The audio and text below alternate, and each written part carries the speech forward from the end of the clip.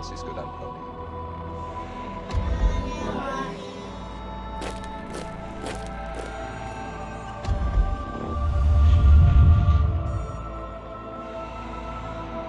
Watching, we know you exist.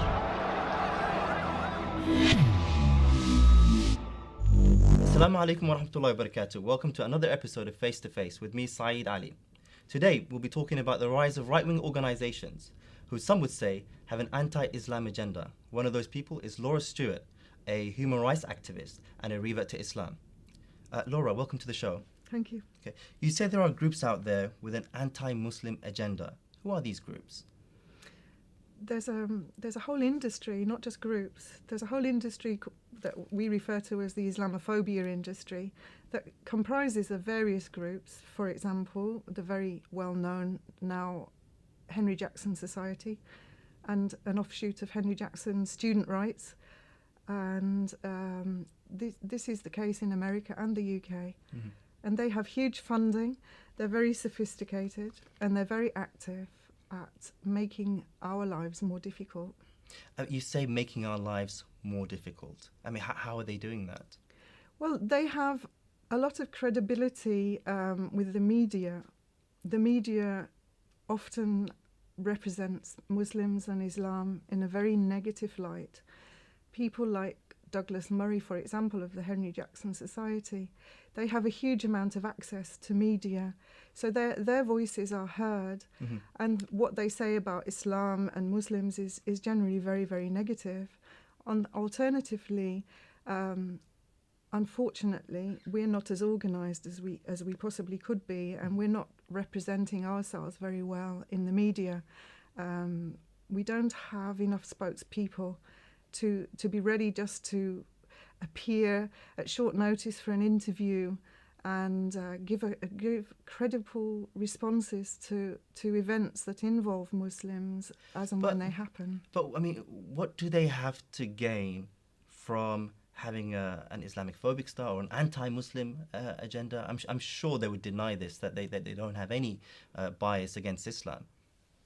I mean, what do they have to gain from being anti-Islam? Whenever I've researched their groups and read articles that they promote, I find that, generally speaking, their anti-Islam slant the same comes from their wish to promote Israeli interests. So the two things are undeniably connected.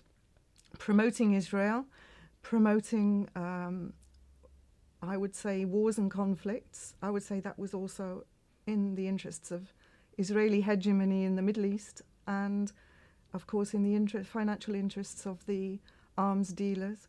So their agenda is to, I would say, divide and rule, the old tactic of divide and rule. We'll come back to the Israeli connection, which you've alluded to in your article. Absolutely. We'll come back to that. But I just still don't understand what they have to gain from pursuing this agenda against Islam and Muslims in the UK. There's obviously, the people that are backing them obviously have their reasons for doing it, whether it's the banks, the arms industry. Yeah. They choose their people very, very carefully, and there are people employed full-time. As you know, we have our own Majid Nawaz and people like that in the UK, whose salary is earned really from making lives more difficult for Muslims in the UK.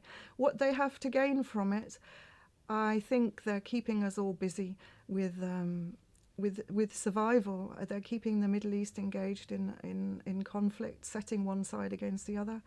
And so long as the Muslims remain divided, we'll be weak and busy with merely surviving.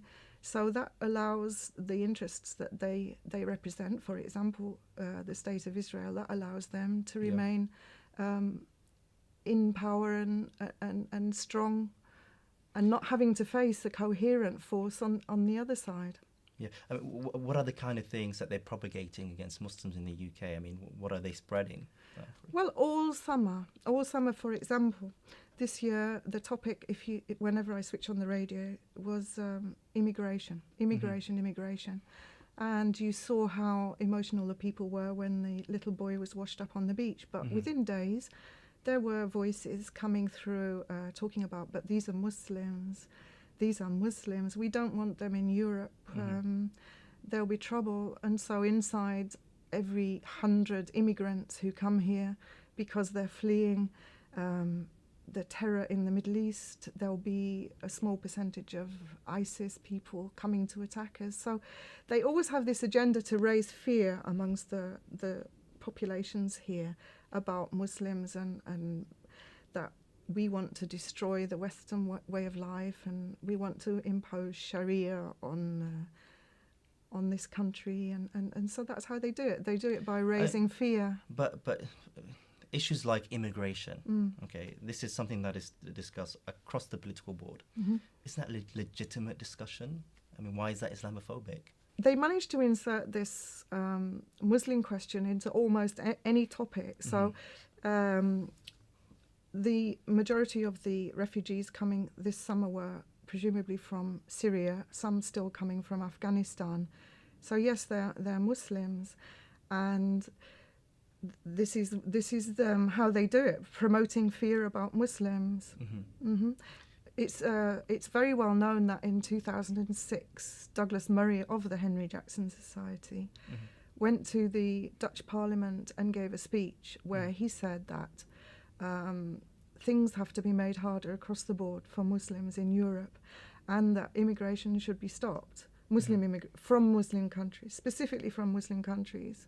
But we've also, heard discussions around immigration in general, not necessarily against the Muslims. You know, immigration from Eastern Europe, immigration from other countries who are not Muslim. So this is being discussed across the board. It's not necessarily targeted at Muslims, is it?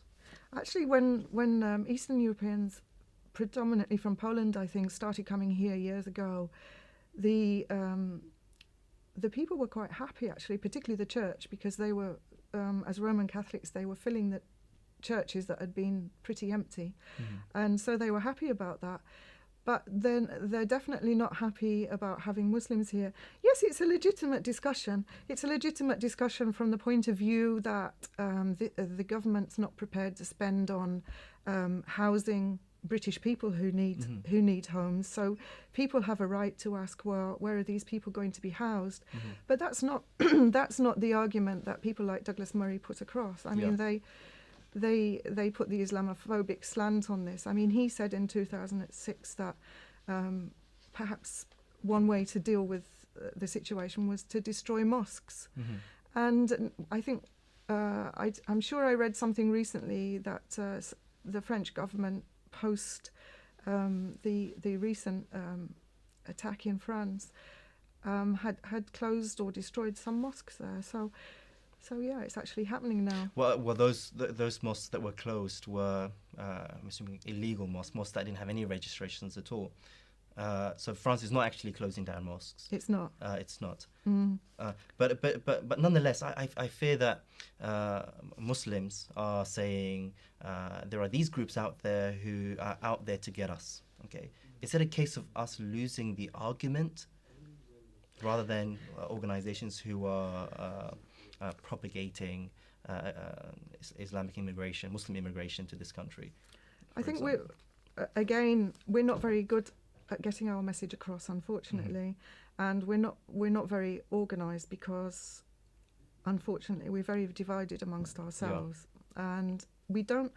I think what's really interesting, what I found really interesting is a few years ago I went to visit my family in Canada, and I read while I was there I read a lot of Canadian history on how they committed a genocide against the native population, and how they specifically targeted their leaders. It was actually a policy. If you want to destroy a nation, then take their leaders, remove their leaders. And I can see this a lot, how they're operating in this country, is that the voices who could be leaders and could represent us. For example, Sheikh Haitham al-Haddad. There's been a huge campaign to silence him on universities and in the Daily Mail, and yet he's a person who, from the start, wrote comprehensively about not joining the battle in Syria and things like that. What we really need are these voices, both to speak to the youth because they have influence. But then the blame is not on the Henry Jackson Society or any of these organisations. Yes, it is. But the blame is rather the Muslim community's lack of leadership. The blame is that anybody who puts their head above the parapet will be targeted. If you're somebody with influence, I should say, it goes by influence. Somebody like Sheikh Haitham who has influence, the ability to influence the youth in particular, then they will become a target to weaken us as a community. And he, for his views, which are, at the end of the day, normal Islamic views that most scholars would have of Orthodox Muslims, he's targeted for his views. So he has been, as far as I understand, his attempts to speak on university campus in the UK have been frustrated by organisations like Student Rights, which are an offshoot of the Henry Jackson Society. So it always comes back to the same people. Okay, we'll come back to that, student societies, Islamic societies in particular. You talk about Haytham al-Haddad and him speaking to the youth at universities. Is he really the right person to be speaking to the youth? I mean, there's the media, there's a lot of negativity around him. The government don't like the things that he say. He's been labelled an extremist. I think the theory is that those who follow Orthodox Islam are more likely to move on to terrorism, although it's exactly the opposite. People who are really know their religion are not going to go on and involve themselves in terrorist acts. Also, Sheikh Haitham has spoken out against things like that. Yeah. He is the right sort of person because he has the Islamic background, he has the knowledge, so he's precisely the sort of person that the government should be utilising. However, they want us to listen to people like Majid Nawaz and people like that who are totally rejected by the Muslim community, who have zero credibility with the Muslim community. But this is who they want to promote. And unfortunately, this year, it became a legal duty for universities to prevent any speakers on campus that may radicalise the youth. And so... But this goes across the board again. I mean, for example, the likes of people from EDL, they don't speak in university campuses, do they? I think Tommy Robinson did a talk at the Oxford Union, and of course he's now gone on to be part of the UK Pegida organisation. But the thing is that the government wants to promote a very progressive, liberal kind of Islam, which the Muslims are not going to accept. Very few Muslims are going to accept that. And I believe that the conveyor belt theory that more Orthodox Muslims are going to be more involved in terrorism has been disproved. So the government really is, I would say, barking up the wrong tree completely with their ideas there. So what's the role of these organisations, these right-wing organisations? Well, there's an offshoot of Henry Jackson Society. In stopping people like Haytham al-Haddad speaking at university campuses at lectures. Well, a few years ago, what I saw was quite horrific. They would... Henry Jackson has an offshoot called Student Rights. At that time, a few years ago, Rahim Kassam and Rupert Sutton headed up that organisation. It had no connection with students. It had no credibility at all with any students. It wasn't working with students on universities at all in the UK. And yet they set up, they obviously had the funding, they set up this organisation and they started writing articles about any Islamic speakers that would appear on were due to appear on university and give talks, and they would find something that they'd said that they believed sort of went against British values, although we don't know what they are, and attack that person. Now, their articles would be shared across other Islamophobic neoconservative organisations, like, for example, Harris Place, the blog Harris Place. Yeah. And from there it would be picked up by fascist organisations like Casuals United and the EDL, and they would threaten the venue provider with violence against their staff, against the venue. And then the police would be called in, and the police would advise the venue provider that we can't guarantee that it will be safe if you hold this event. We can try, but we can't 100% guarantee everything. So the event would inevitably be closed down. So they're quite effective in what they do. Very effective. It was very simple. So they were writing the articles. Obviously, they would absolutely deny that they had any connection whatsoever with the sort of movements like Casuals United. However, it was definitely the articles that they wrote that were activating, these people to go in. But universities, especially Islamic society, they have raised quite a lot of eyebrows, especially in the media. We have instances where they have, for example, the topic of segregation in Islamic events. Yes. Should that really happen in a modern day society in the UK?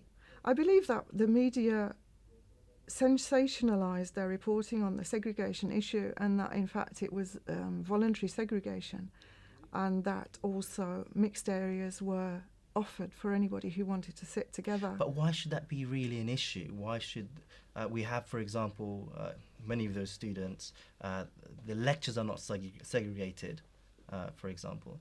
Why should they have events which are segregated? They should have a choice. Why should they not? If Muslims choose to segregate, then they should be offered the opportunity to do so. And so long as an area is provided, so that those who don't wish to participate, unfortunately, what's happened is certain organisations, like for example Student Rights or Henry Jackson, have successfully managed to portray the notion that segregation of the sexes means that women are treated in an inferior way. So whilst they're not asking Muslim women for their opinions, or at least they're not asking the right Muslim women for their opinions, they believe that segregation disadvantages the woman, although it may be that most Muslim women prefer to be segregated. So they're not asking us. It's like the niqab issue. It's we have to be liberated, but they're not asking us. The people who wear it, they don't ask our opinion. So they want to dictate to us what women should wear. Are we oppressed by wearing the niqab, even if it's our choice? But are you not giving them, for example, fuel? You're giving them ammunition. Should this really be a debate? The fact that we have segregation in universities, which is a secular foundation, which is a secular entity. Obviously, their job is to promote Islamophobia, so they're going to pick on anything that they find will catch the public's imagination, segregation, or the niqab issue. And if the niqab was banned, then it would be the hijab issue, and so on and so on and so on. We're not talking about the mosque here. We're talking about a university. But which is a it's by choice. Entity altogether. Why should there be segregation? Why should there be Islamic principles or Islamic events that separate the different sexes? Because it's free choice, isn't it? I mean, this country claims to have British values of choice and free will. So if they choose to have that, and if the people are not being forced into segregated situations, which they're not, then why not? That's it's like wearing the niqab. If I choose to wear it, some of these organisations that you've mentioned in your article, whether it's the Cullen Foundation, Student Rights, they're all led by people who call themselves Muslims. I mean, how could they be Islamophobic if they're led by people who call themselves Muslims? Well, everybody has their price, apparently. People like Majid Nawaz have made a career out of claiming to be an expert on extremism, and that's how he supports himself. Rahim Qassam, I don't know that he claims to be Muslim. He says that he was raised in a Muslim family. Actually, in 2014, Rahim Qassam won the Islamic Human Rights Commission's Islamophobe of the Year award. And he said that he would celebrate with wine, women, and whiskey, or wine, women, and song, or something like that. So he doesn't really claim to be a Muslim, but the fact that he has a Muslim name and the fact that he's not white, people like that. These Islamophobic organisations use them to claim that they have a balanced representation because there are Muslims involved. So, I mean, in that case, how influential? I mean, what's the impact of these organisations on Muslim groups, individuals? Well, student rights did unfortunately have a huge impact on preventing talks from going ahead. Also, even off campus, the Muslim village where families were going to take their children in Yorkshire, they managed to get that closed down by Casuals United or some group claiming that they would plan to bomb inside the venue. So they managed to get that closed down. But the pushback has started. Luckily, some students are getting organised and started off a group called Real Student Rights. So these are real students, not people calling themselves groups that work for student rights. And I think the National Union of Students is also pushing back against what they call groups with an anti-Muslim agenda. What are Muslims doing? Like, for example, you have the Real Students initiative to counter-attack that. What are other Muslim organisations who are counter-attacking or providing a different narrative, for example, to counter-attack the narrative of these right-wing organisations? Unfortunately, there are very few organisations that are pushing back. I think we're only just really waking up and getting organised. We need to be a lot more alert. What I noticed in our community, our Muslim community, is what is apparent to people is that there are people like the EDL who they would perhaps encounter Islamophobia at that level, but we need to be more aware of the sophisticated operators who work for these groups, and we need to have our voices heard more in the media. So any groups working on that. What should Muslim organisations be doing? MCB is rubbish, isn't it? No, but what should? So there's a lack of Muslim leadership to provide a different narrative, okay, and to blame other organisations for our faults. I mean, shouldn't we really be talking about these subjects ourselves rather than being talked about by the Henry Jackson Society or Student Rights Group or the EDL? Shouldn't we, as a Muslim community, be talking about these subjects? We really should be talking about them. Unfortunately, our mosque leaders are afraid, very afraid, and they know that they're under huge scrutiny. So where are the people who are willing to stand up and speak out? The voices who do stand up and speak out are harassed by the security services and arrested. So that's it. We're silenced. And I think as a worthy note to end this subject, thank you very much, Laura Stewart, for joining us on this episode of Face to Face. And to you, dear viewers, thank you very much for joining us on this week's episode of Face to Face. You can find out more about this subject on our website. But until next time, Assalamu alaikum wa rahmatullahi wa barakatuh. Do